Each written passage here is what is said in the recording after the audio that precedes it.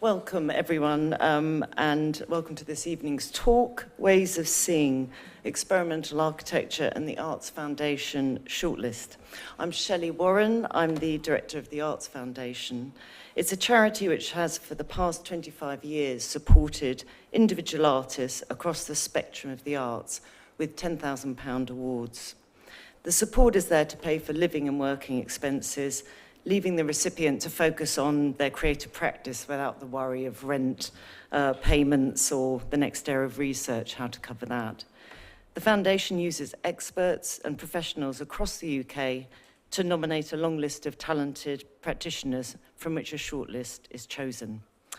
Tonight's a special evening. Not only are the shortlist here to give a little insight into what lies behind their individual practices, but we're also joined by Justin McGuirk and Theo Spyropoulos, who were part of the judging panel for this award.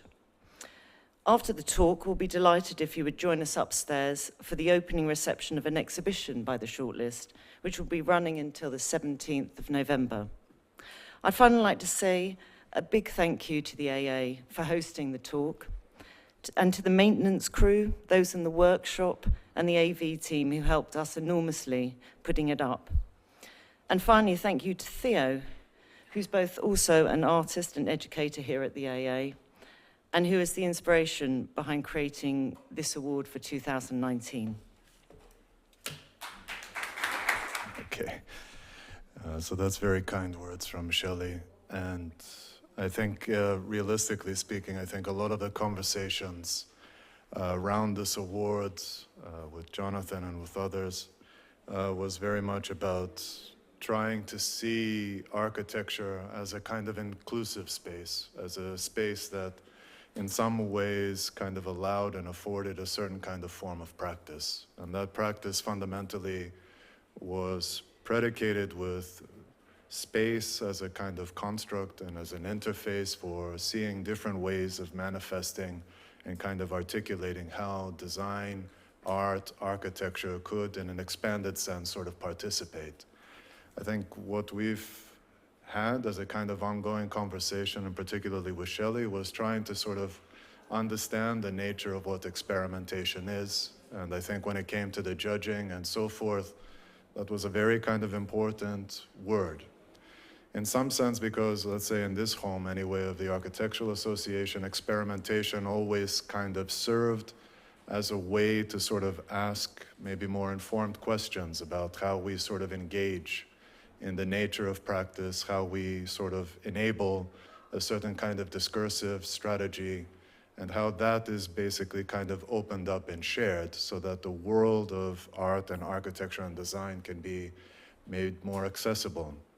I think when we went through the conversations, particularly with Justin and Shelley, those kind of conversations about the nature of experimentation were something that I think our shortlist speaks to in some way, and I think in many ways speaks to the aspects of what virtual practices are, how making is a form of thinking, how one can intervene in the public sector and start to think about strategic forms of practice, how one could actually look at maybe certain communities that are operating within the city and how they may not necessarily have a voice. So I think in many ways, I think the conversations that a lot of the participants that were nominated for the awards, I think opened up, I think it served, I think, for a much more engaged and informed kind of conversation.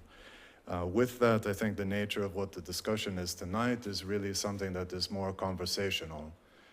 Part of the conversation is really predicated on the four participants speaking to their practice, and I think I would leave that to them to sort of introduce themselves and how they would want to speak to that. And then Justin and myself, what we'll try to do is to moderate a little bit of the conversation through maybe some of the discussions that we may have had with Shelley and with Amanda, that will sort of start to maybe open up and problematize or even complexify actually why architecture, I think, is an important framework to kind of think about how we sort of engage the world today. I actually really, and I'm trained as an architect, I find myself in very different definitions in terms of if I operate as a technologist or an artist or an architect. I fundamentally actually don't really believe in disciplinary distinctions. And I think in some way with the participants in some form, I think that that's shared. And so I would like to welcome everybody here for not only the presentation, but this is a space in terms of the Architectural Association that by its nature is an association in terms of people coming together to discuss a lot of these things. It was set up as a charity. I set up as an association because education of an architect was not something that was common at the time. It was non-existent, really. So you learned by basically working, and you came here to be able to share. And I think that in the spirit of that, I'm very happy that Shelley and the trustees agreed to actually have this here. I think it's an important thing. I hope that it is supported in the future in some form. And I think with that, I think I'm going to kill this introduction and sort of get on with the show and invite everybody afterwards to see the exhibition and the work of 4 very young practitioners trying to do things in the world that necessarily, to be honest with you, £10,000 doesn't set up a framework for all of that, but enables, I think, a certain belief that some of that, even if it's just a recognition to be nominated for that, is important, and it's valued by a kind of community that in some sense, I think, owes at least that much. So for that, I'm going to ask the first speaker, Finn Williams from Public Practice, to come up and to sort of share some of their work. And then I'm going to go on a hit parade of 4 participants, and then I'm going to introduce Justin, who's Chief Curator of Design Museum. We're going to have a conversation, and we'll have some drinks and see some work. Okay? So Finn, please.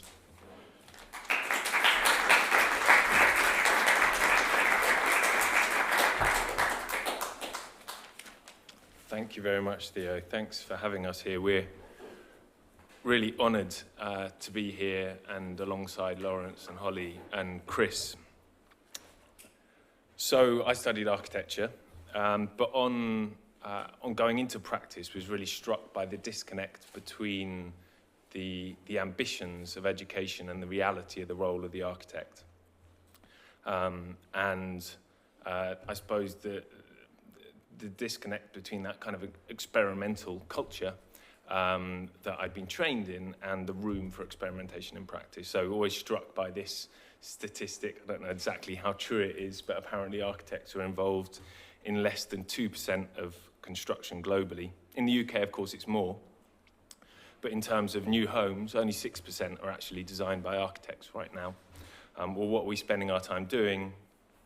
77% of the architectural workforce in the UK is spent working on single-family homes, and that wasn't necessarily the work that I'd gone into architectural education to end up doing. 40 years ago, it was very different. Almost half of all architects work for the public sector, and graduates who are coming out of the AA saw going into public service as really a privilege, as something they wanted to aim for in their career. And there's an amazing tradition of public servants coming from this school, going back not only to people like Neve Brown, but also to people like Owen Fleming in the 1890s. Today, less than 1% of architects work for the public sector. For me, it felt like there was a really rich territory there to try and recover some of that experimentation, the agency of the role of the architect, but also that interdisciplinary blurring of roles in the public sphere, in the public sector. In the kind of practice I was doing, I suppose if you look at the built environment as a whole, as a kind of triangle in terms of, say, budget, you've got a lot of buildings out there that aren't being designed by architects. Near the bottom that are lower in terms of budget, the standard houses that are being churned out by Barratt, Taylor Wimpey. And in terms of my options as a practitioner, it felt like I was being driven to working at the tip of the iceberg, so to speak, and I worked for big name architects. And when I did, it felt like we were kind of stretching this diagram of what the built environment could be, but we were doing very little to affect the vast majority of people's experience of their everyday environment, of everyday ordinary places. So I was interested in creating a form of practice that would operate at the other end of the scale, and that would see what we could do to bring up the bottom, to deal with not exceptions to the norm, but normality itself. So that's why, together with Pooja Agrawal, we founded Public Practice. So Public Practice is an independent, not-for-profit social enterprise. We spun it out of the GLA just over a year ago now. And I'll explain a bit about how it works and who we are as a collective. So what we do at the minute every year is we run a national recruitment round for built environment practitioners. So yes, architects, but also urban designers, planners, surveyors, regeneration practitioners, conservation experts, and ideally for people who don't fit into any one of those categories. And we call them associates. They have a minimum of 3 years practical experience. There's no maximum. So we've got people in their 40s running practices. We've got people in their 60s coming towards the end of their career. At the same time, we run a round of expressions of interest for local authorities, public organisations that are desperately in need of this kind of expertise but can't find ways, whatever they do, of attracting people to come and work in local government. We ask for those roles to be additional, to allow councils to do things they haven't been doing before, to introduce new ways of working. So they're really fascinating roles. And then we place those associates in those authorities for 1 year, and they work on those roles for 90% of the time. It's a minimum of 1 year, and I should say that we're just over halfway through the programme now, and I'm pleased to say that every single authority we're working with wants to keep on their associate. Whether the associates will want to stay is another matter, but definitely over half of them will. The associates spend the remaining 10% of the time taking part in a programme of research and development, collective research and development that we run, and that takes the form of an induction week and getting together as a cohort every other Friday to reflect on the realities and hardships, frustrations of working in the public sector, negotiating bureaucracy, but also to share new models of practice. The authorities pay us a placement fee. We're not for profit, so it's less than half the cost of going out through private agencies or consultants, and they pay the salaries of the associates, and at the minute it's bracketed at £30,000 to £60,000. And the reason it's so much cheaper for authorities is that we're cross-subsidised by a group of supporters like the Mayor of London, Local Government Association, Historic England, who see public practice as a platform to invest in building the public sector's capacity for proactive planning over the longer term. And planning, I should say, in the broadest sense. So right now, about a year in, about 7 months into the first cohort, we're working with 17 different authorities in and around London.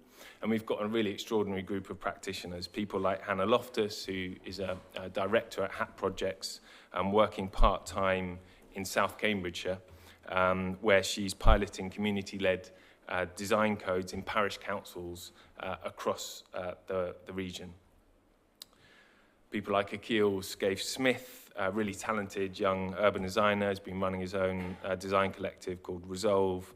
We've placed him in Croydon. He grew up in Croydon, and he spent his teenage years there, and he's really passionate about working with that community that he grew up in and giving something back. He's initiating a program of civic and cultural meanwhile projects as kind of precursors to longer-term development. People like Cathy McEwen. So Cathy, very experienced planner, wanted to give something back towards the end of her career, and we've placed her in HOUNSLOW, where she's got a role as a kind of design czar, building a design culture across all the different departments of the council. Rachel HEARN, architect formerly at Stanton Williams, who's working as the first in-house designer in living memory in Havering, convincing the council to take a design-led approach to planning for the future of this amazing place, Romford Town Centre. Hannah Lambert. So Hannah, one of the few people who had actually been in the public sector before at Yorkshire Ford and London Legacy Development Corporation. She's now at Newham, where she's pioneering Newham's first council-led estate regeneration project at Canning Town, a custom house, but designing that in collaboration with local residents. And Sophie Palmer, formerly at AHMM, who's now placed in Bexley, where she's grounding a project for industrial intensification at Bexley Riverside and Erith in a really detailed understanding of the local economy. You can see fragments of their work, their kind of bureaucratic output upstairs in the exhibition. I think what's quite shocking for us in a way, for me and Pooja now standing back and seeing what this group are doing, is to think of, I suppose, the difference from what would have happened if we decided to set up our own private practice in a year's time, right? I think more than likely we would have had, we would have been lucky to have an employee, to be honest.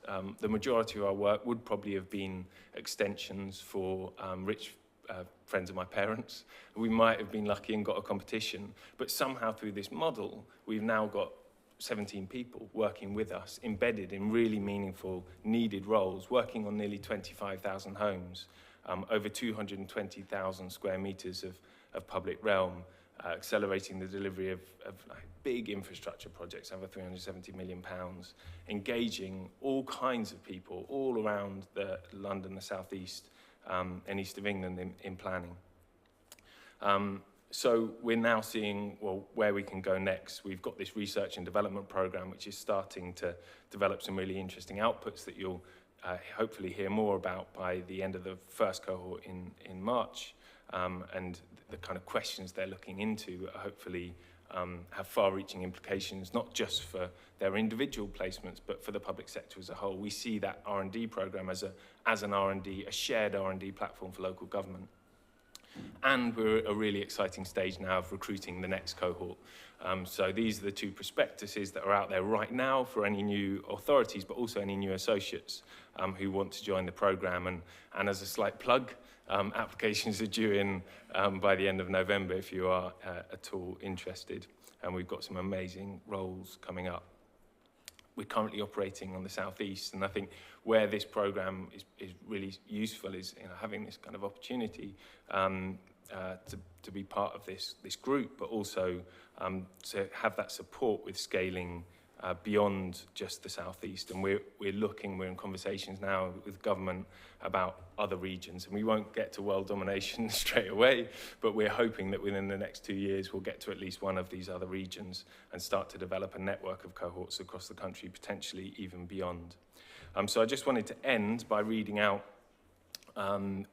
what's kind of our manifesto, a series of observations that we've had from doing this kind of work that hopefully explains a bit more what it's about. So planning has the power to build better everyday environments for everyone. Rather than creating exceptions to the norm, we work to raise the standards of normality itself.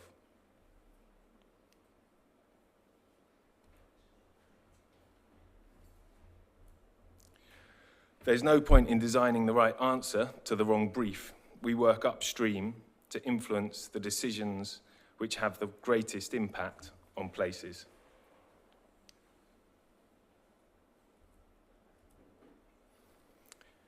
Bureaucracy isn't a constraint on creativity, it's a field for creativity in its own right. Even meeting minutes, procurement processes, or legal clauses are opportunities for better design. There's a proud history of the public sector driving innovation and excellence. The state is not only about maintaining the status quo. The job of the planner is about more than saying yes or no. We create the conditions for change. Places and their populations are complex and don't benefit from being simplified. We value the diversity of the places we plan and reflect the diversity of the people we plan for.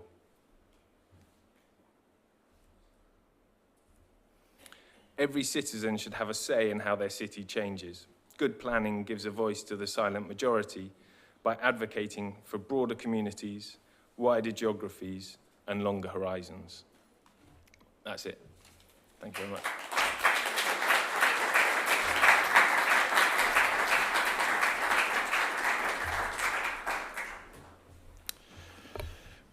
Okay, so I'm playing Master of Ceremonies at the moment, so That's Finn.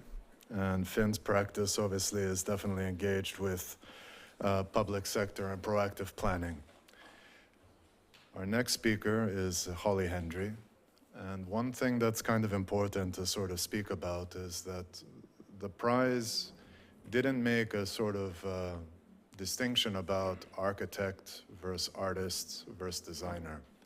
And so you'll see that in terms of the nature of the practices, a lot of the practices are very much hybrid. And Holly, in some sense, I don't know if she'll agree with me, but she'll have the opportunity to have a platform to disagree with me, exploits the language of architecture and building. I think very much in terms of a lot of the materiality and the symbolic nature of maybe of some of the interventions, and it's very much about situated practice, which I think resonated with some of us quite a lot. So with that, please, Holly.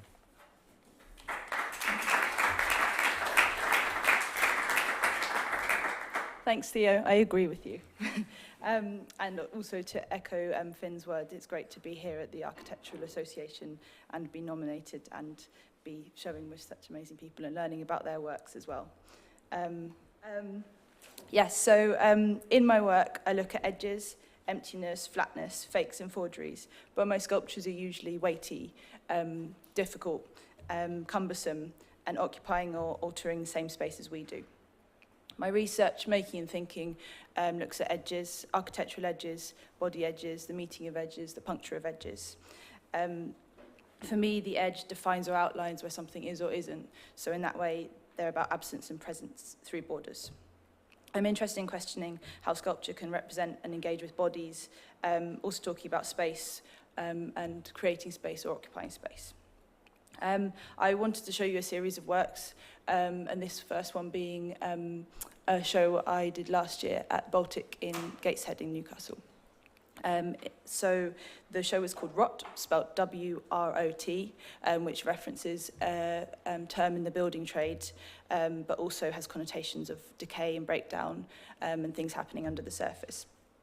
To rot is to decompose, offering an opportunity to reassemble. So there was this literal kind of cutting of the gallery space where I raised part of the floor up to kind of chest height, revealing the kind of cross-sections.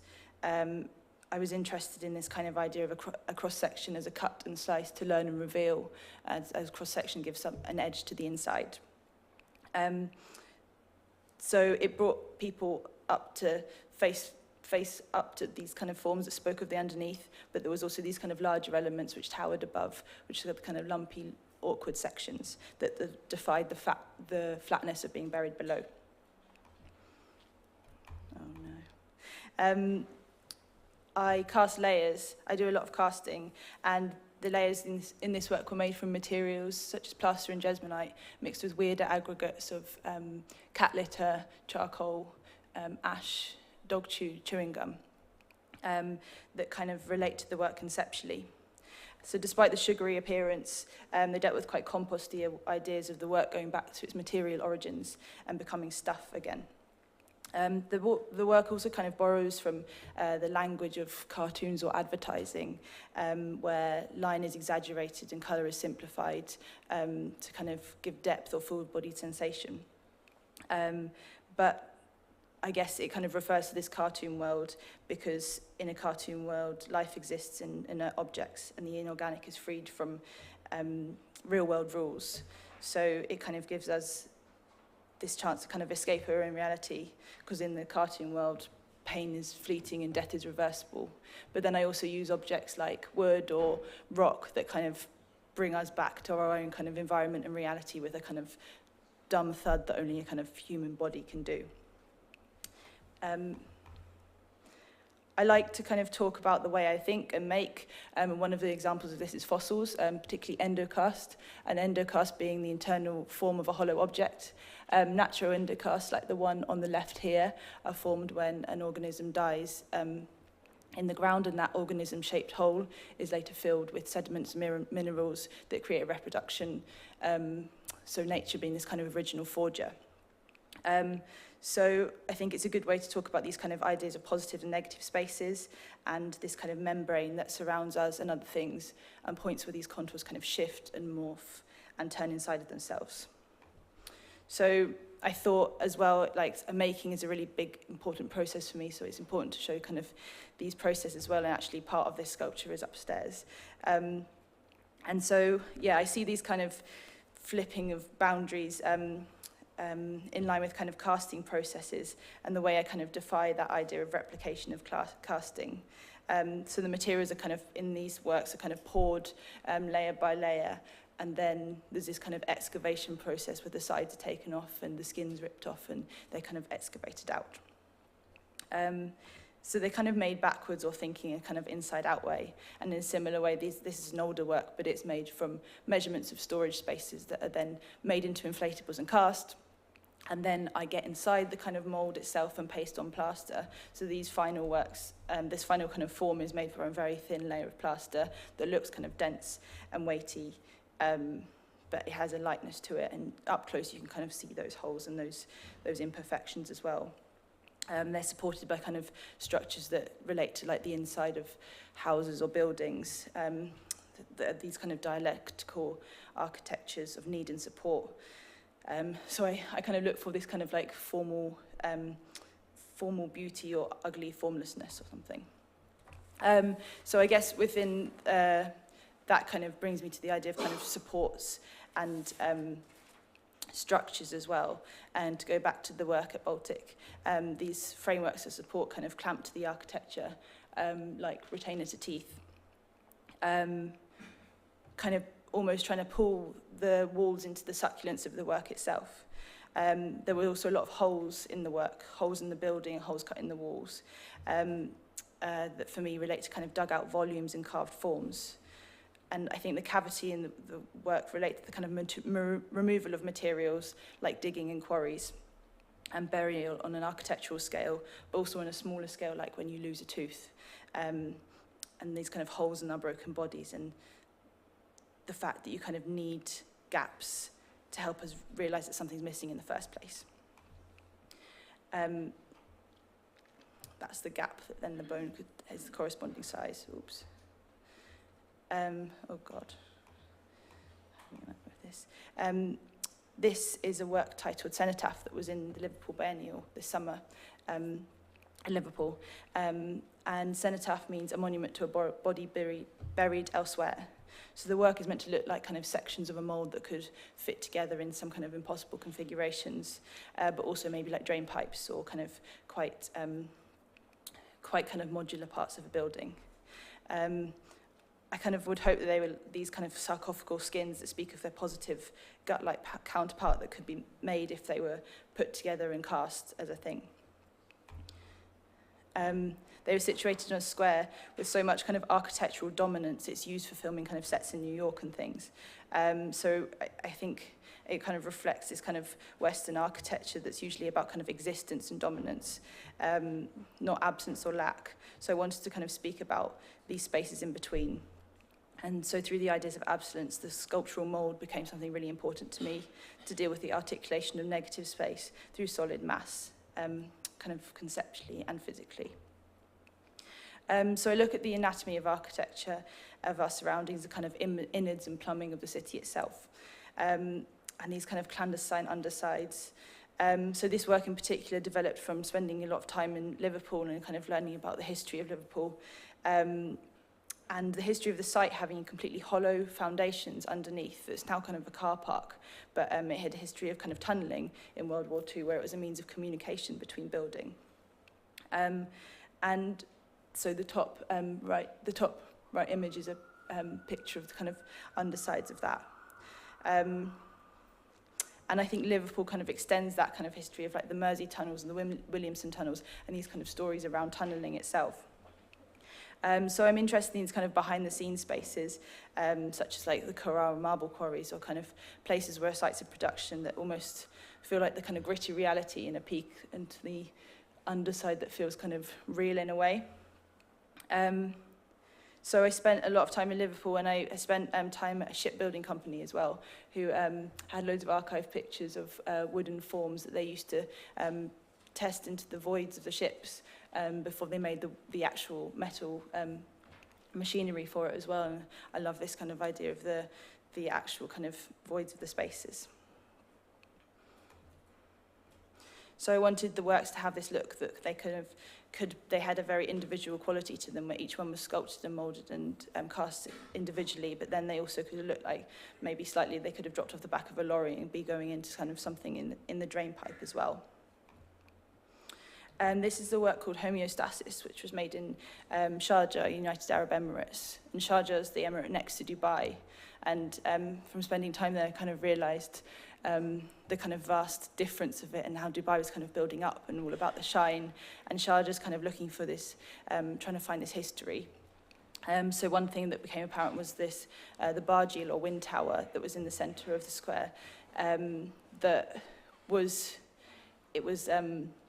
historically used as a kind of center of the home and as a form of kind of air conditioning, as a way to cool that space as well. But now is a real decorative function and kind of marks that kind of history that Sharjah seems to be trying to find. So I wanted to feed these ductings kind of through the wind tower and around the courtyard, and running a stream of air through it as well, so there was like a low buzzing noise. And air is a really kind of important material for me, in that it's synonymous in kind of bodies and buildings, and connects them both. And I thought this was an important work for me that's actually a really old work now, but it's called R255G 145B 175, which is a colour code number, because at the time I was interested in the kind of institutional effects of colour on the body, and this one has a lot of scientific research behind it that I won't go into now. But I think the importance for me here is talking about the idea of air as something voluminous and ridiculous, but also make you think about insides and that kind of idea of scale as well, where something becomes bigger than your body, and so you start to consider it internally as well. Air as well is something that we're all kind of immersed in, and is a symbol of life in that we breathe it, but as well can be a symbol of kind of lack or a void, in the phrase like you disappear into thin air. So the inflatable became this kind of way to capture this and also create something kind of ludicrous or absurd that kind of becomes squashed into these architectural spaces. And the architecture forms a framework that then supports the work. It became like a pattern making on a large scale where you kind of squash it into the work. So to go back to the ducting pieces, this is a work that I've actually just finished that's in France, and is using the same idea. I wanted to show it because it feels like such a different work in the site as well. It kind of transformed into a completely different place, considering, so it's in a chalk quarry that's now used as a champagne cellar, that was dug in the 19th century to store the champagne bottles, because it has a very particular temperature and level of humidity. So there's 80 kilometers of these tunnels, and there's all these amazing reliefs as well because of the chalk, is the kind of sculptural quality of the chalk. But yeah, I think the work feels so different because of the kind of awareness as well of the weight of your surroundings and what the pipework is doing in that. And the last work I want to talk about is Phyllis, which was made for a commission that was with Yorkshire Sculpture Park and Selfridges for the new entrance of Selfridges on Duke Street. And she was formerly based on one of the digging machines used to dig the Crossrail, named Phyllis, who dug from Farringdon and under Bond Street, but then was left underground due to her size and cost to exhume. So in effect, she kind of dug her own grave. And so I kind of wanted to make a sculpture or a form that kind of was a reference to that act and that void, almost like a kind of reliquary of this. So the sculpture itself contains rubble from the site, but also the Crossrail dig itself was kind of giant archaeological process, and so there's lots of kind of elements that I looked at the objects and then copied them and kind of created them in materials that relate to it. So such as there's an image of a flattened cow bone that were once used as kind of medieval ice skates. So as well as referencing these kind of precious or symbolic archaeological finds, it also contains things we kind of produce or shed, clothing, plastics, cans, packets, things that will kind of outlive us. There's bits of chewing gum in there as well. So it references kind of conglomerate of layers of stuff. These dugout sites, which are kind of where our peripheries and physically kind of morph and break down into soil and sustenance for kind of vegetables or animals. And that's it.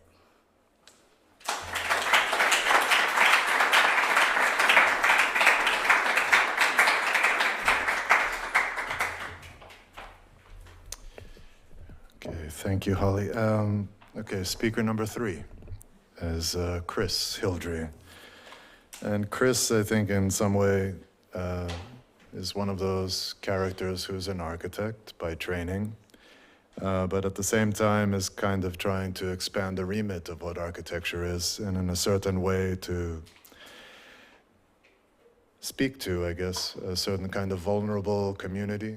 I think in the project specifically that he's showing here that potentially doesn't have a voice. So with that, Chris.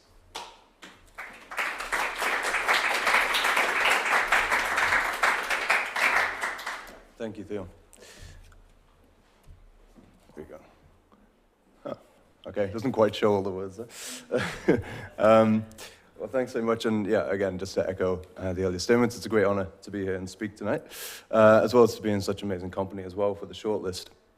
I thought I'd speak mainly today about the project that I'm exhibiting upstairs, but in order to do that, I thought it might be useful to actually speak about a bit of the background as well, both of my own studio, which I established this year, but also of the project itself. So, similar to what Finn was saying earlier, I myself too started off as a practicing architect, so I worked around generally working on quite large buildings, this one in Spain, one in France, and more recently, as of the beginning of this year, actually, I was working at Neil McLaughlin's as a project architect on the Natural History Museum. And what I tended to find is every time I was working, at the same time, I always had other projects on the side, whether it be research or side projects that I was doing with people. And for me, it seemed that, you know, practicing as an architect, that you tend to get more questions coming up than you can ever answer. So you actually have to take this time away to ask these questions. And there were 2 particular ones that I thought were quite useful to explain how I got where I am at the moment. The first was a research degree, postgrad research I'd done at the Bartlett after part 2, into the causes and effects of unpaid overtime in architecture, which always went down well in job interviews. As you can imagine, working in certain practices, there's a very big culture in a lot of these places of working long hours. And I was really fascinated about why was it that this architectural profession got to a point where it almost seems like there is a dependency on this kind of artificial inflation of our productive ability as a profession in order to survive. What does that actually say about us as a profession? And I will spare you the thesis itself, but ultimately the conclusion was along the lines of basically architects, the role, as we know, is being marginalized, but it's pretty much inevitable within any kind of technology-based profession. And actually what architects should be doing is looking not to, you know, fight and resist something that's already been done, but to try and diversify and use the skills that we get through architectural education, which is such a broad range of skills, and apply it to not necessarily just buildings. You know, the buildings aren't always the answer. Often they're the most expensive and time-consuming answer to any given problem. So sometimes we should be looking to apply our skills in different places. Another project that I think helped get me to where I am today is this one. This is, well, it was a complete failure, but in a sense it was because it was a failure that it helped shape where I am today. It was a project that I did in collaboration with an artist called Matthew Derbyshire, and it was around 2010, I think, so the credit crisis was still fresh and affecting people in the construction industry. And he's an artist, but he's an artist based around, he does a lot of speculation about architecture, and he had this residency.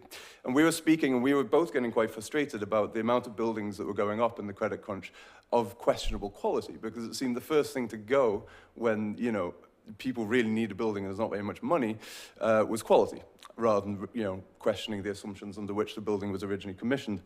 So we thought that there should be more conversation about this, but rather than sort of write columns and things, what we thought we'd do is use this residency that Matt had in this gallery near Bethnal Green. It's called the Herald Street Gallery. And what usually happens is you have 3 months residency and you get a commissioning fee, and you build new works, you use old works, and you fill the gallery. What we did instead was we decided to close the gallery for 3 months and give everyone who worked there paid leave, and put up hoarding instead, and pretend that we were going to make the most ugly building we could possibly design in order to get the community shocked into thinking about the actual issue. Now, when I say ugly building, I mean quite ugly. We tried to scrape out every trope from sort of cave manuals and that kind of thing that we could find. And on the opening night, we went along and we were hoping that people would, come up and grab us by our lapels and scream at us. In the end, everyone was just really excited to be getting a new Tesco.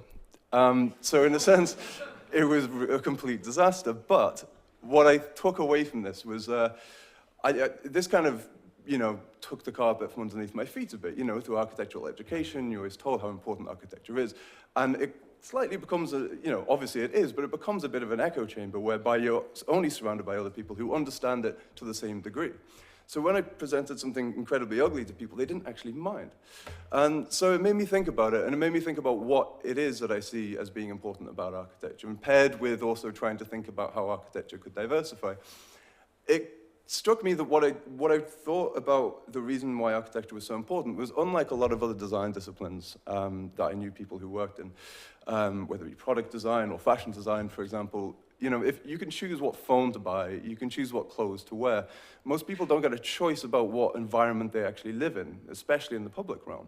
It's very much something that's imposed upon people. And with that comes a duty, I think, a sort of responsibility that you need to design to make sure that you actually don't marginalize people.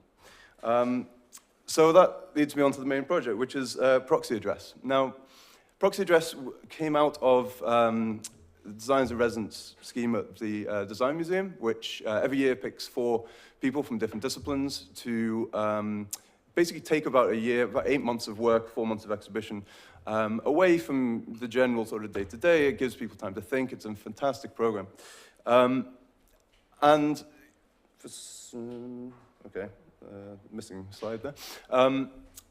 Basically, every year there's a one-word brief, and that year's brief was support. This was last year. And so with the background I just explained, I wanted to look at the marginalization that happens of people in the built environment, and how can architects actually work to support this, and how can they apply their skills in a way that can do that. And so I wanted to look at the most marginalized group, I'd say, in the built environment, which is people who are homeless.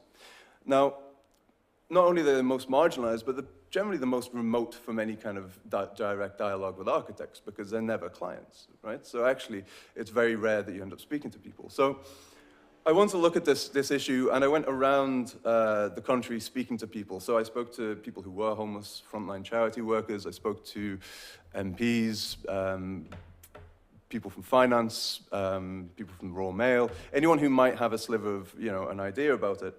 And what I learned was, to me, very shocking. I thought, I went into this thinking I knew a fair bit about homelessness, but it turns out, I didn't know what I didn't know, essentially.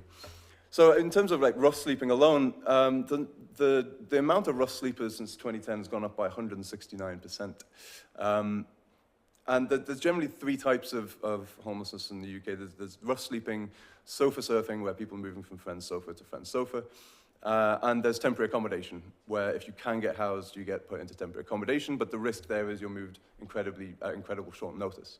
And you're generally put in a private bed and breakfast, because the temporary accommodations largely run out across the country. Rough sleeping's gone up by 169%. As you can see, wonderfully illustrated here. The life expectancy of a rough sleeper in the UK as well is just 47. That's 30 years lower than the UK average, and it's 3 years lower than the world's lowest national life expectancy of Sierra Leone. And it's, we walk past it every day. So as I say, the number of rough sleepers going up is spiraling out of control.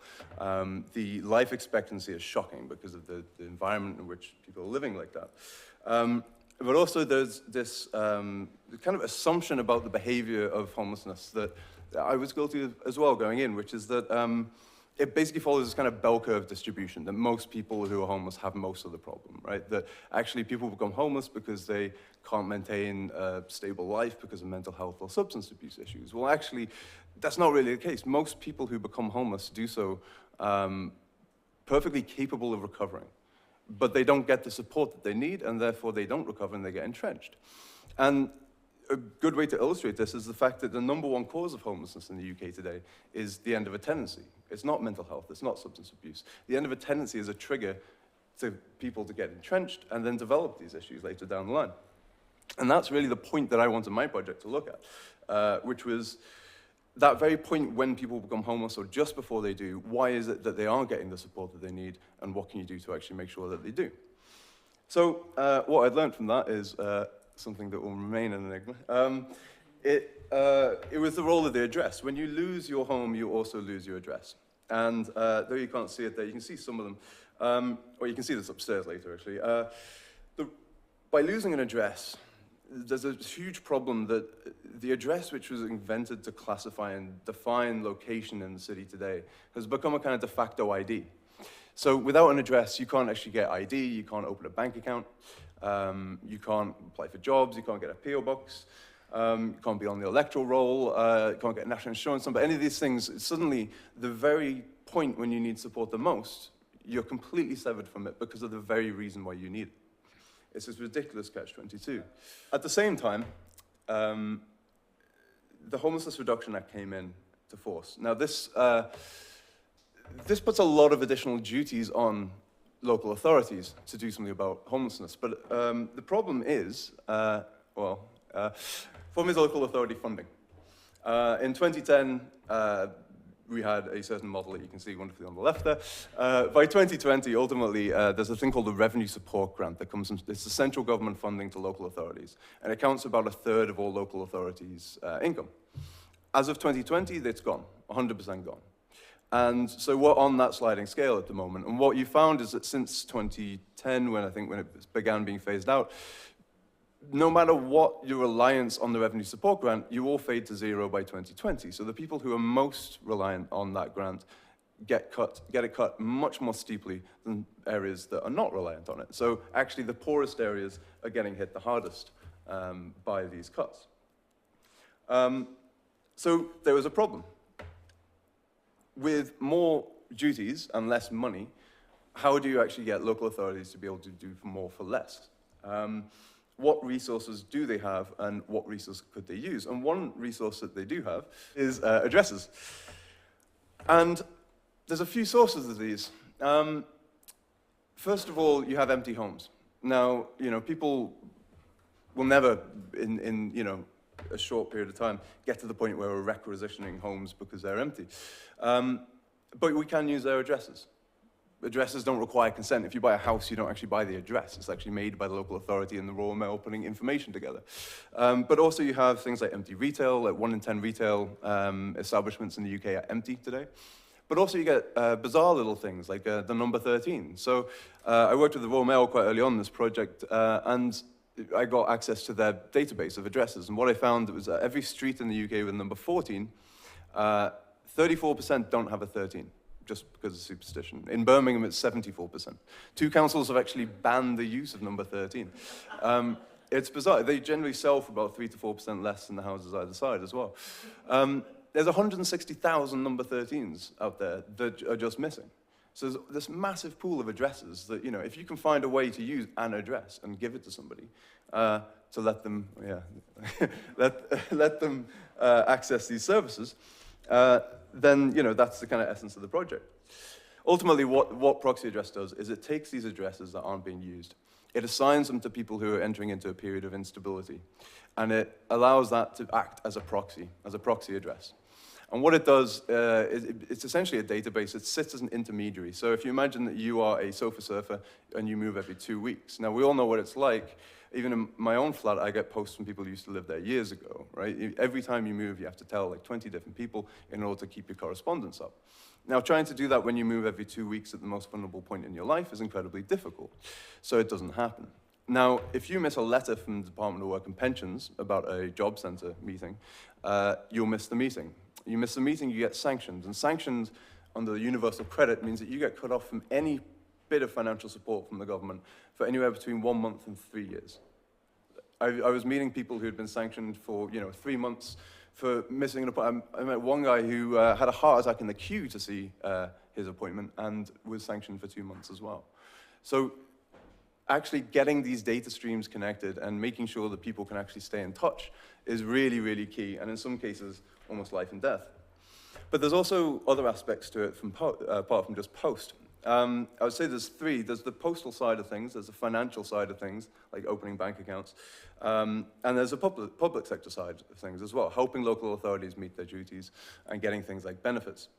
Now, the financial sector side is what we are doing first because of the requirements of regulations. The bars are highest for anti-fraud regulations, and as you can imagine, when you go into the Royal Mail and say you're going to let all the homeless people use addresses they don't live at, suddenly the lawyer's in the room and you start to have different conversations. We've had those conversations, and so what we're going to do is do a live trial in Lewisham starting next year, working with the Financial Conduct Authority, a couple of banks, which I can't declare just yet, and a cohort of around 200 to 300 homeless people. And we're going to use these empty addresses, sign them up, get them to open bank accounts, and as a result, be able to, get them hopefully starting to get back on their feet. Thank you.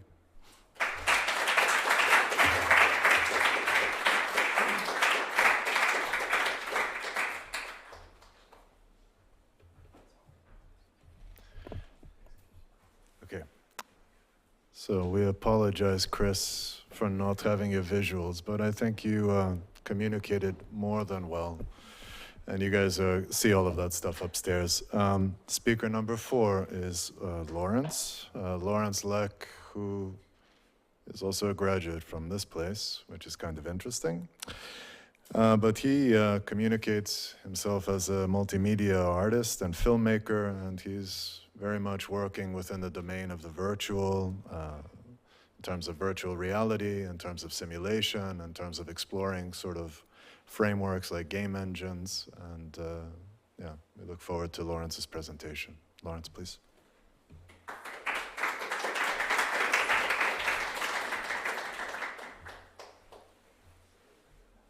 Thanks, and it's great to be here as well. I hope there's no more technical issues, because I'm going to be playing some videos that illustrate the kind of very vague concepts I'm dealing with. So I guess my main interest is in this idea of a world or world building, and my kind of conception of, I guess, architecture and other kind of art forms is that technology evolves throughout time in order to convey different ideas of how a world is built. So, for example, like part of the kind of primal power of architecture stems from the fact that I feel like your first experience of the world is through space, I mean, from the womb into the increasingly large boundaries that everyone finds himself into. And then I think different art forms kind of complement this later on, like, for example, like the written novel was in the 19th century, or filmmaking was in the 20th century, or let's say virtual worlds and video games for some are now. And so this idea that architecture is like both the container of narrative and is also symbolic of larger, let's say, geopolitical issues or different ways that we see the world is really integral to my work. And I'm going to just, show some slides, hopefully going the opposite way. There we are.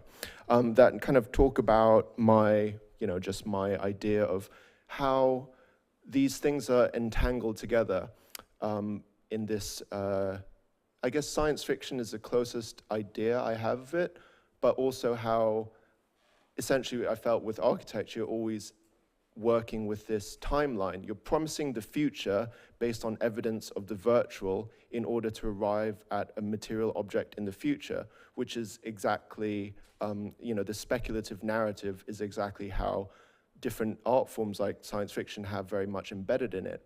And different, I guess, different trains of thought in let's say, design with speculative design, or in kind of arts and philosophy like speculative realism, deal with this idea of the future existing in the present. And so in a few of my videos, I'm explicitly kind of playing with this idea. I created this fictional company called Farsight, actually first in a film last year. And Farsight is an AI corporation that's really good at big data, and they use this essentially to automate creative enterprise. So what is playing on the screen at the moment, even though there is no audio, is basically a trailer for this company called Farsight. It's very much modeled on, what you would see, whether it's, Wix, we will build your website, or, Google AI analytics ads. But it's the starting point of me thinking about the automation of human creativity. Of course, in architecture, at least when I was a student, there was very much this paradigm that technology is a tool that allows more sophisticated material forms to be built. And it's generally frowned upon, at least when I was here, to do something really cheesy, like a kind of fly-through virtual model of your building and show how amazing it is, kind of like, with the Tesco, or rebranding the city. So anyway, I kind of took this at face value and created a company that was explicitly for creating these dream workplaces that you might see it with, WeWork, or different creative enterprises like Second Home, where the company has kind of brought together this domestic environment, bean bags, coffee tables, together with what is essentially just a very low rent temporary workspace. And of course we see those kind of workspaces popping up all around London. This trailer for Farsight is advertising basically their latest rebranding of an existing building in Whitechapel into their Farsight job simulator, where modeled on different ideas of a kind of post-employment world, essentially people come to be trained in jobs where they're actually not required for the labor itself, but it's more kind of corporate social responsibility, so that people feel engaged with their work even though they're not actually necessary in terms of the labor that they're providing. And again, it is not too far-fetched a scenario in some senses. So different tones of kind of what I'm playing with have a lot to do. Is there any audio, by the way? That's a question.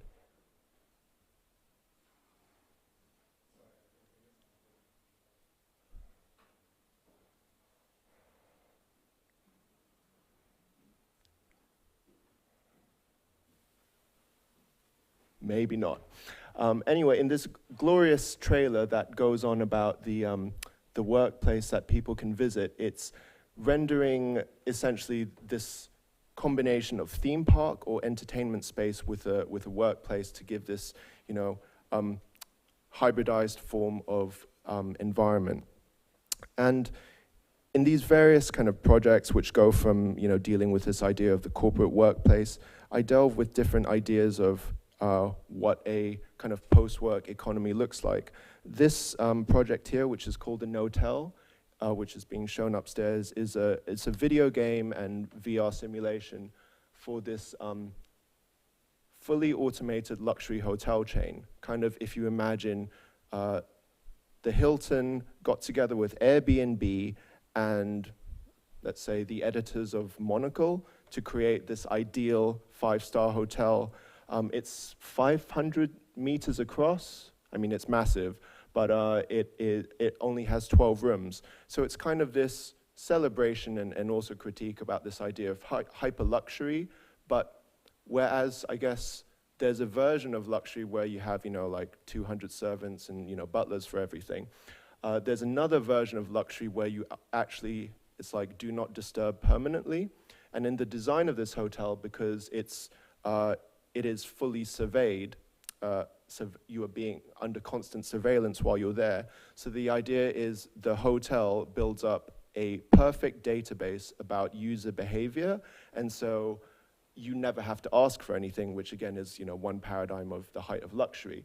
You can So for example, the drone workforce goes around making sure security is okay, and at the same time, various stock monitors go on showing about how your, NASDAQ stock index is doing and things like that. So, very much taking what I remember seeing at the Hilton and projecting forward to, what the design of this place would actually be. And actually, I think I saw, there was some market report about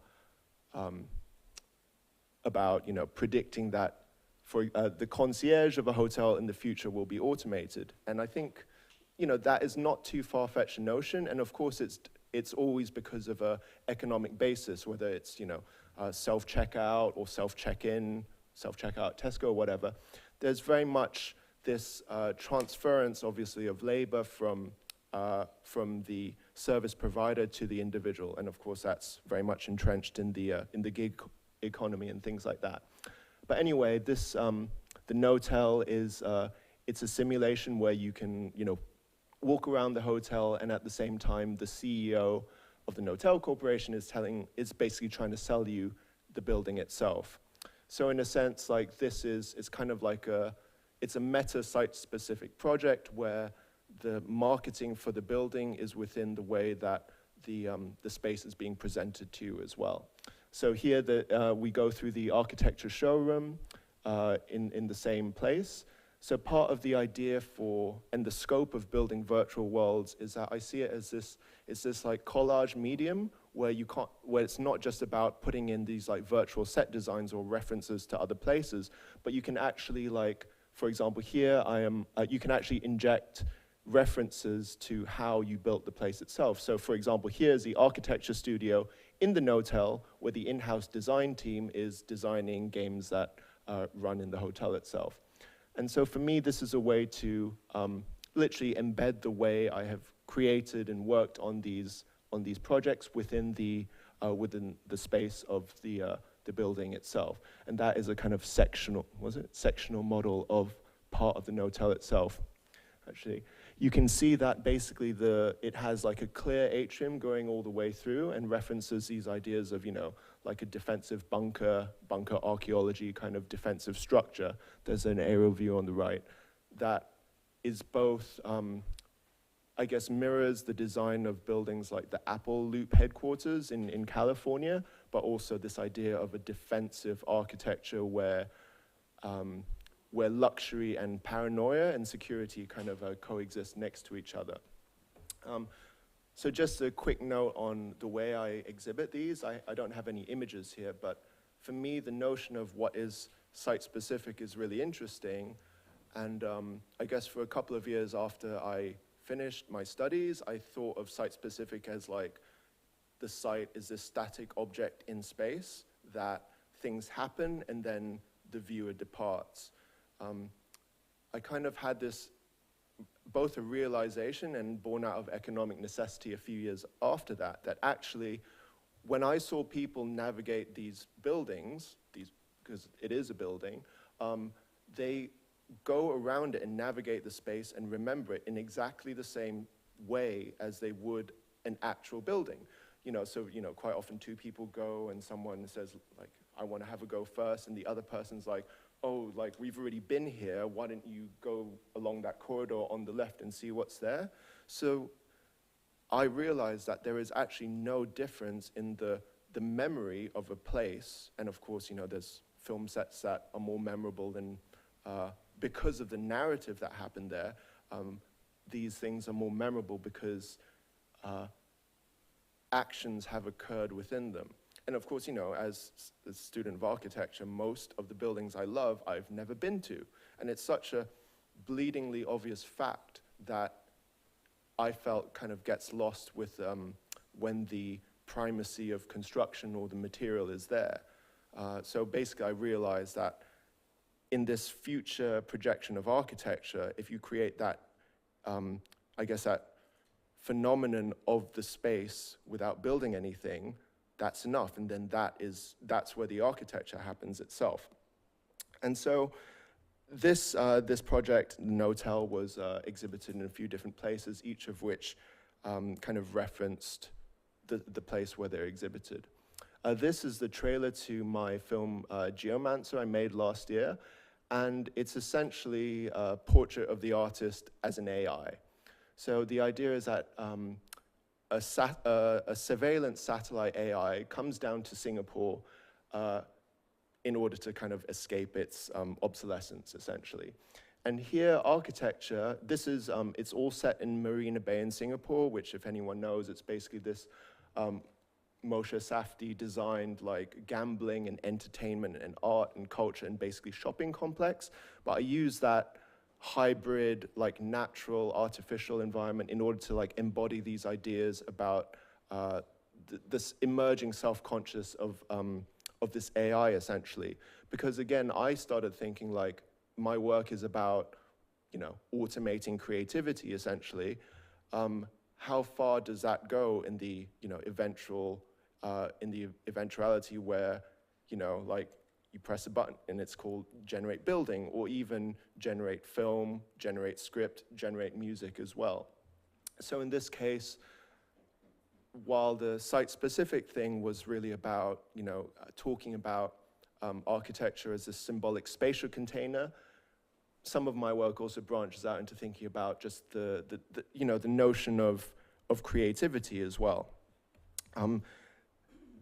And the way I work as well is kind of, because of the way the virtual world works as well, is quite additive as well.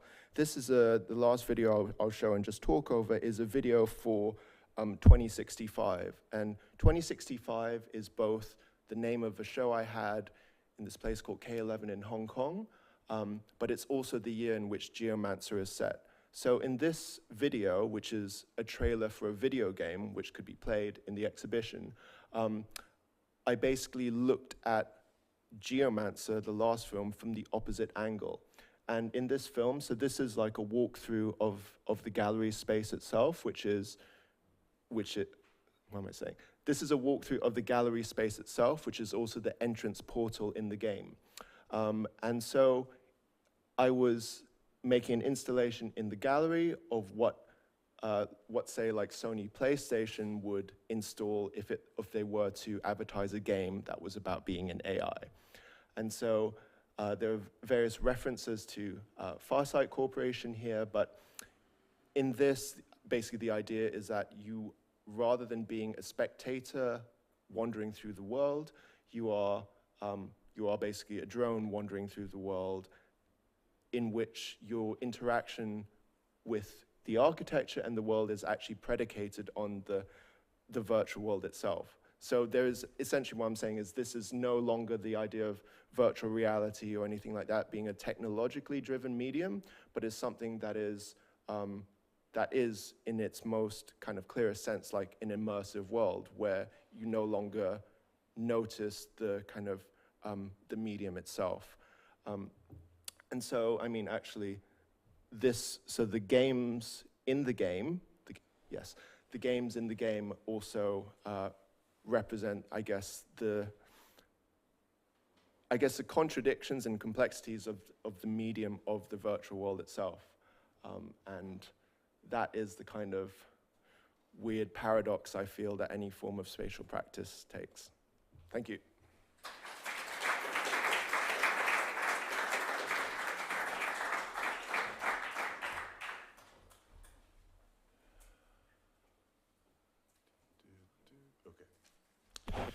Okay, so with that, just going to quickly introduce Justin, who has spoken here and has been very much a part of the larger community in London, who's a writer, a critic, and a curator, and chief curator at the moment at the Design Museum, who's going to help me sort of construct a conversation. So if that's okay with everybody, if I could ask everybody to come to the table, and then we'll just open it up for a quick discussion if anybody wants to engage in that. And then afterwards, drinks and reception upstairs for the show. Okay, thanks. Can you hear me? Yes. Good. Well, thank you, Theo, for the introduction. It was a real pleasure to be part of the jury with Amanda Levitt and with Theo and Shelley. And we had a project on our hands, really, with this term experimental architecture. And I think that's what made it interesting for us. What does that term mean? I think we established pretty quickly that it didn't mean what it might once have meant, if we think about the kind of 1970s understanding of experimental architecture, a kind of paper architecture, possibly formal experimentation, as some kind of preamble to a future career building things.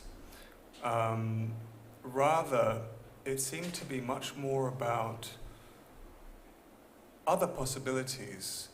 And I would say, in a way, despite how uncomfortable it must have been for you, Chris, to have a presentation disappear before your eyes, I think it was quite a good metaphor for the way that some of the practitioners were working, particularly Chris and Finn, and I think the split of practitioners that we have around this table is super interesting, because we've got two people who are thinking really at the level of the system, and if architecture is going to be experimental, then that is certainly one way to rethink it. And I think what they both demonstrated, both Chris and Finn, in their work, is that sense that the true potential, really, of thinking about architecture as not a building, but thinking about it as a system or a piece of bureaucracy, something that you can intervene in at the kind of scale or at the level of bureaucracy, which sounds unappealing on the face of it, but can be incredibly impactful. And I think Finn made the point very well with his slide about the number of square feet that you have kind of influenced just through a small practice by placing people in positions of potential power. Finn, I mean, or Chris, you know, giving homeless people access to the necessary bureaucracy to have a life, you know. On the other side, we've got two people practicing more as artists, and I think it's impossible to compare these things, but I think we understood the quality of what we were seeing, and we understood how Holly's work, for example, might influence the way an architect could think about their practice. We understood it more maybe at a kind of gut level. Just by looking at it, you can kind of see the potential of space making and place making. And in Lawrence's work, you know, there's this whole world opening up, which you're starting to explore. And I can't tell how much, I mean, I sense there's quite a lot of irony in what you're doing and in your aesthetic, which on one level makes me kind of almost uncomfortable. You know, I don't really want to go there when I see it. But on the other hand, I think, my God, yeah, this is how we're going to think about architecture in some way soon. So, I mean, I think that gives us a sense of maybe a beginnings of what we were thinking about when we brought these four people together. And I think tonight really showed how, frankly, talented and articulate they are. So, in a way, I think they talked about it far better than we can in some way. But Theo, you can steer this. I mean, I agree that we're very articulate. No, I think the conversations around experimentation were fundamentally kind of open and discursive, primarily to see experimentation beyond the sake of experimentation. I think in some way it's to, and I think in a very spirited way, kind of continue a certain attitude towards design, art, and architecture, which was actually fundamentally trying to demand more. I guess if one takes a definition about experimentation as now sort of seeing things actually in a way where one can sort of intervene in the world, where certain kind of technological apparatuses now start to enable a kind of conversation that maybe in the 60s and 70s could only be speculated about, but without direct access to it. And so in some way, I mean, because I know that I sort of operate in this domain in this house, and experimentation always meant a certain kind of attitude towards an avant-garde, or a certain kind of attitude towards a kind of group of people that sort of thought about architecture in a certain way and in an unapologetic way sort of kind of plowed forward. I think maybe the things that we're starting to see at the moment is maybe a more nuanced way of actually how to action on those ideas. Because I think, realistically speaking, like in my background, I've worked with artists like Krzysztof Wodicko, who worked with homeless vehicles and war veterans, and when I see Chris's work, I see a certain synergy of people operating, particularly within architecture, but offering a sort of mandate that goes beyond building in a traditional sense. So this isn't like an anti-architecture group of people. Actually, I would make the argument that they sort of embrace architecture from the idea that architecture is fundamentally spatial, and that somehow that world of discovery actually isn't necessarily privileging a certain kind of approach that sort of speculates on a world as is, but I think sometimes as it should be, like when it comes to certain issues about planning and participation, when it goes to certain issues about, you know, public sector, about the paradoxes of our kind of contemporary condition, when we start to look at sort of mandates that sort of entrap people in these kind of cyclical kind of in worlds that they can never possibly escape without given license. And I think in the same way, when we go to sort of ideas of what material practice is today and actually what speculation about ideas, not necessarily about virtuality in a certain way, but is more like, in some way, also a kind of cultural critique, like using kind of game engine environments that by nature are kind of experience driven and sort of enabling that to be somehow explored in a certain way. So I think for us the conversation was very expanded and quite open, but I think it would be kind of interesting to see how you guys maybe saw each other's work, because in some way, like, you guys, from our perspective, somehow set up a certain kind of conversation, but I've been talking quite a lot. And well, I mean, I was just going to sort of slightly pick up on Justin's point as well, like, and just expand on it in terms of the sort of shared sort of technological aspect of you know, of some of the work, because I think when we're talking about this, the experimental side of architecture and the fact that it's not buildings, yeah, I mean, for me, I see my project as an architectural one, and for me, it comes back to that early research project, which is all about framing architecture as essentially an act of technology in the most base sense of taking something that is a concept and making it a reality, like you were saying, Lawrence. And I think, from my point of view, that's always going to be a struggle for architects, really, because, again, my point is that I thought it was very interesting to see overlaps with what you were saying, Lawrence, about the speculative nature about architecture and about what happens if you actually separate these, because architecture is very different from other, you know, business models, for instance, of design. Because, you know, I wouldn't have thought 10 years ago that people would spend £1,000 on a phone, but then you put it in their hand and they're seduced by the thing, by the actual experience of holding the thing. And I think with architects, they always have to, yeah, try and get some kind of impression of a speculative event that is promising a future down the line. I think Mies built a one-to-one model of the Kroll house, I think, for a client once out of Hessian. But, you know, short of every architect building a one-to-one model, you can't experience the space. And I think diluting architecture as well with, you know, seeing architecture more digitally more as well and experiencing it sort of in a two-dimensional digital dimension, I think, is interesting. So I was really interested by Lawrence's work in terms of the overlap. This idea of, like, architecture sort of split out into something that is experienced entirely digitally, I think was really interesting for me.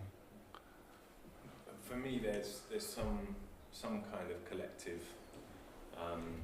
direction where I think where we'd all agree you don't necessarily get a better built environment just by all trying to come up with the best building in response to a ready-made brief, but everyone's going a bit beyond and a fixed idea of architecture, or a fixed kind of idea of a kind of the role of someone who produces built environment to go back to the back of house. So whether it's Holly's work looking at the kind of back of house production, forms like the air ducts, the moulds, things like that, or Lawrence in terms of the relationship between technology and the kind of reflexive impact that has on the way we experience the world, or like in very obvious ways, you're looking at the architecture of the kind of systemic architecture of homelessness, or me looking at policy with Pooja and the rest of our associates. I think there's this kind of willingness to delve deeper and ask questions about what's going on behind what we see immediately, which feels to me common and was visualised really powerfully for me seeing Holly sculptures. Well, we all talk about, we've all said the word experience a lot as well, and I think that comes down to like what it... Sorry, we've all talked about the word experience a lot, and I think that is like completely rooted in what everybody said in like completely different ways, but that's the word that seems to kind of hone us all in, and like with Chris's work as well, where it's like the experience of everything and living, and that kind of problem of being embodied in a space, and how if you don't have a space that's yours to live in, that is the problem, or the address, then that becomes the problem for everything else as well. And mine, like my reaction to that is always very physical in the kind of experience of things and that connection with emotion, but then it's amazing seeing it from your kind of, in your work when it's the opposite of that, but also for me, so physical still in the way that it kind of is quite terrifying, you know. And we were talking yesterday, and you were talking about lifts in VR, and that kind of, like you'll be able to talk about it better, but the fact that they can't have lifts in VR usually because of the kind of physical response, and I think I was just thinking about that. I can't really articulate it. Yeah, I mean, I think that's about the visceral reaction to any kind of sensory input, and it basically in virtual reality, if you move downwards, you basically feel nauseous because what your vestibular system is detecting is not matching up with what your eyes are seeing. But I think, yeah, this idea of actually going back to what Justin was saying about you wouldn't necessarily want to go to these places, but it's hard to detect. But one thing I'm always interested in narrative terms is my work it's either like comedy or tragedy, basically, right? And it's very, very quite often both of them, and very those two things are incredibly interconnected, not just in the narrative, but actually, Chris, when I saw your project, I was thinking about this. There's a Russian novel called Dead Souls, Nikolai Gogol, and in that, it's kind of the protagonist goes around Russia buying the rights to dead serfs, basically, because he can get money. Basically, he can take loans out against the collateral of these dead slaves, basically. And of course, it's a pastiche on that feudal system of ownership, essentially. But this idea of resource management, basically, of course, in that sense, it's tragicomic. But this idea of using what resources, whether that's like tools or skills or unused addresses or untapped planning potential or like old materials, it's, I think, for our generation, basically a necessity, right? Because we all started practicing or whatever in like the early 21st century, when the boom times that I think we were fed with digital architecture or experimental architecture were over. So that creates this weird disconnect where like what you hope to achieve is very different, and you can't build it, so maybe it's a systemic thing, or it kind of morphs into other dimensions, which is interesting and necessary, I guess. Yeah, I think if you want to almost guarantee having comedy and tragedy in the same place, look at bureaucracy. It's almost always there. But yeah, no, I think now is a really exciting time. It's a really interesting point that maybe it's sort of forged in the flames of credit crisis type eras, because I think what I found is that there's this kind of growing margin at the moment in sort of architectural practice and things, whereby the traditional model is becoming less appealing, I think, to some. But I think there's also more opportunities to go off and start to question these, you know, the previously siloed areas of expertise that were, you know, not mixed. And I think as we're starting to mix these things, it's proving to be like a real fertile ground for experimentation. And that's where I see the most exciting area for the profession at the moment is these kind of hybrid business models and things, or hybrid practices and areas where, you know, like when I was talking earlier about architecture being essentially an act of technology, not focusing on the actual, you know, typically understood act of technology of, you know, building a brick wall, but as in what is involved from getting idea to a thing. And, you know, in Finn's work, you know, at the very core of it is people have to have an environment where there is an interest and a desire to make something and make it work well. And you need to have those doors opened by people. And I think actually it's still a very architectural thing to go in and enable that work to happen. So, kind of mindful of time, but I don't know, Justin, if you have something that you'd like to ask the guys? Yeah, I mean, I'm really interested in different kinds of discourse. I mean, I can see connections here. We could probably make a case that there's something infrastructural about everything that you do, whether it's bureaucratic infrastructure or real pieces of infrastructure, in your case, Holly, you know, ducting and so on. But I'm interested in how you speak about what you do. So I was very taken with your talk, Holly, because it was very personal and kind of embodied, but also poetic, I felt. And, you know, I'm curious how the four of you can talk to each other, you know, and whether in the day, in the 48 hours or whatever it is since you've been installing your exhibition upstairs, whether you've encountered any interesting kind of dissonance in the way you talk, or weird parallels in the way you talk about what you do. We haven't heard much. We haven't Have you been not able to actually talk talked? that much because we were installing. I think when they go upstairs and have a couple of beers, I think that conversation will We be need to shared. loosen your tongues. I would say this, and maybe I think this is a really good point to kind of segue to the exhibition in some way. But strangely enough, from my perspective, like if we could sort of marry you two, not literally, but just you guys and you guys across, I think it would be interesting. Like, so for example, like for me, like Chris and Lawrence's work have so many kind of technological apparatuses and are so much about scenario and strategic kind of interventions at a certain level. But there's a very human element to it at the scale of one. You use the word experience, Holly. It would be interesting, like, so for example, like if a byproduct of all of these things is just like we just said, you guys should just do something together. Just state it like that. And then I would take it from the same perspective with Finn and Holly, because the conversations around planning, and you mentioned Neve Brown and so forth, also had a certain kind of attitude that when architects really felt a certain social responsibility. But that was married also with a certain kind of, I'm going to use the word again, unapologetic belief that architecture somehow fundamentally and profoundly influenced people.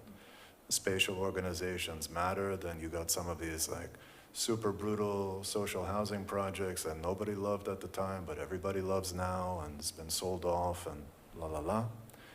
What would happen if you took that world and sort of used, I think, that sensitivity that Justin spoke to, and that kind of like what you did in Sharjah, and this kind of a way of almost like intuitive and informal kind of strategies, which is kind of against master planning and blueprints and so forth, and thought about potentially thinking about that kind of model, where a spatial practice, in terms of spatial practice, takes different kinds of models of actually how one thinks about the strategies of implementing and thinking about the city, which resonate a lot with me when they're thought about more adaptive and much more about creatively thinking about synergies that are evolving over time, that fundamentally think that latency and uncertainty is so much part of our world, where I think like the four of you guys, I don't know, I mean, this is like this kind of stuff that I would say at the end of this, is kind of like, you guys are at the table together,